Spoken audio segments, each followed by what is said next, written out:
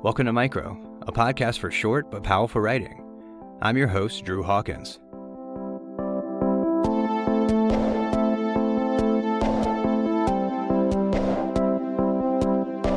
The Golden Girls and Batman, Sunday Mornings and Siblings, Tyrannosaurus and Teeth. This episode delivers pop culture familiarity and, maybe even more familiar, the unsettling tone of our time. At under a minute, our first piece cracks like daybreak, flows like yolk, and brings us to the comfort of the kitchen. It's called Ode to the Golden Girls Before Sunday Service. It was written by Rodrick Minor and published in Duende. Enjoy.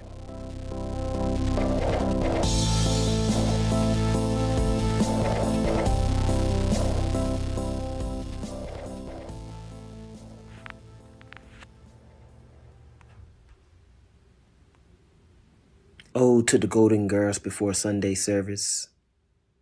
I watched the day break open its mouth with a mass choir hidden behind its fangs.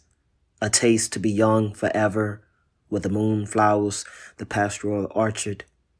A harvest, a bowl of butter beans, a handful of plums, bunches of collard greens. Aunt Shirley and Joyce rinse the soil from the leaves. Grandma boils the ham hocks to the tender, juicy hem. Mama bakes a cast skillet cornbread. They gossip and cackle each year. They woman to woman of a simpler time each year, where the horizon blooms a song at the edge.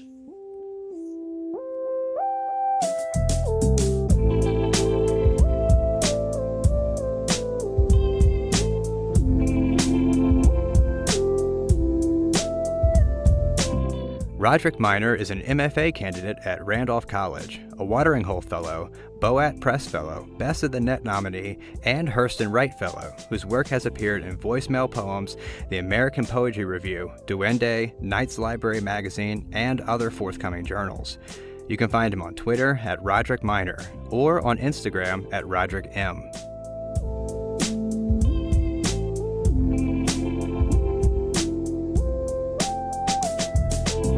Our second piece invites us on a ride in a plastic car with Polly Pocket, and crescendos with a perspective that isn't plural but definitely feels like it. It's aptly named Sisters, and it was written by Cabe for Matchbook.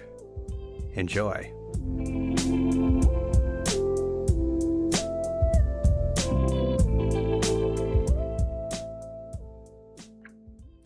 Sisters alone with two shadows unfurling behind them. Sisters with shovels digging, sand falling like snowflakes over broiled shoulders. Sisters bearing toys, a Happy Meal Batman, a Matchbox car stolen from the boy next door, a miniature submarine from a Cap'n Crunch box, a pinky-sized Polly Pocket in the collapsing holes. Sisters pushing sand over them, grains caught under their nails. Sisters pouring buckets of water, splattering the yellow sand brown. Sisters crooning grandmother's secret songs, salt drying under lips. Sisters stepping back, fingers laced. Sisters waiting, sisters waiting, sisters waiting. Sun setting in the ocean, staining the blue water orange. Sisters watching the mountains rise. Sisters watching the hills crack open.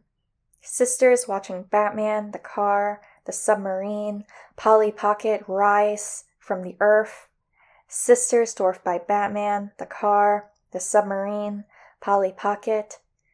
Sisters watching Batman slide into the car.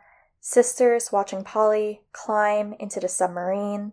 Sisters following Batman and Polly when they beckon, fingers crooked. Sisters releasing each other's hand, one sister sliding into the car, other sister climbing into the submarine, one sister disappearing into the glistering waves, other sister speeding onto the graveled road, followed by white foam, followed by dust clouds.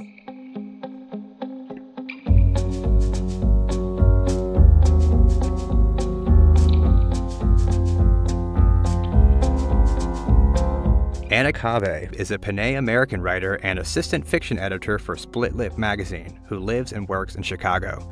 You can find her on Twitter at Anna Blabs, on Instagram at AnnaIsAbe, or on her website at annacabe.com.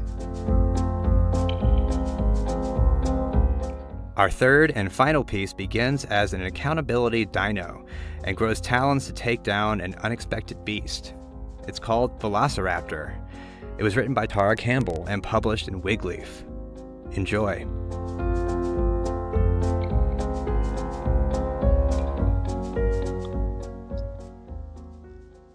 Velociraptor.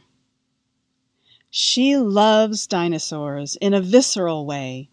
Inexplicable, grown woman playing with bright plastic toys, pint-sized dinos that bring her joy despite all of the greed and violence and pain in her newsfeed, even though she couldn't identify more than a few. Brontosaurus, Triceratops, of course T-Rex, and those smaller guys, what are they? Tiny tyrannosaurs hunting in packs, darting through the Jurassic, weaving around 10-foot ferns on razor-toed feet while barking out intel only they understand. I'm here. Slow down. It's over there. And together, they bring down a beast many times their own size, maybe even as big as the one in the palm of her hand, accountability dino she calls him, the desk brontosaurus, head cocked atop the long gray sway of his neck, as if to ask, have you done enough work to please them today?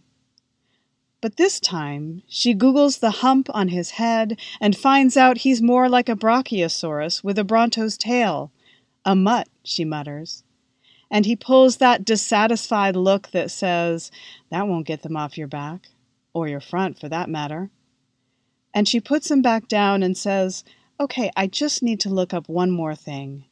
And once she finds it, she knows what to call herself, what to call all of her kind, keen-eyed and hungry, aching to run together and slash at the patriarchs, bringing the whole thing down.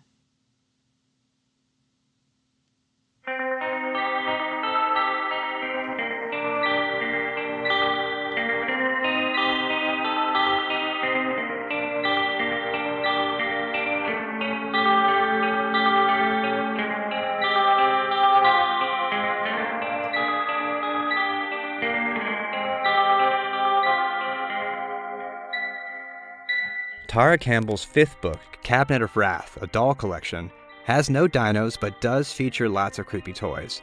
You can find her on Twitter at TaraCampbell.com, on Instagram at The Tree Evolution, or on her website at taracampbell.com. Micro is edited and curated by Dylan Evers and produced and hosted by me, Drew Hawkins. Our theme song is by Matt Ordez. You can find more of our shows on LitHub, our website at micropodcast.org, or wherever you listen to podcasts. And if you could leave us a rating and review on Apple Podcasts or whatever streaming service you use, it can help folks find us and hear us, and we'd super appreciate it. We've got a full transcript of this episode up on our website and subtitles for those who need it on our YouTube page, which you can find on our website as well. Check out the show notes for links to the pieces featured on the episode, and follow us on Twitter, Instagram, and Facebook at Podcast Micro. Thanks for listening.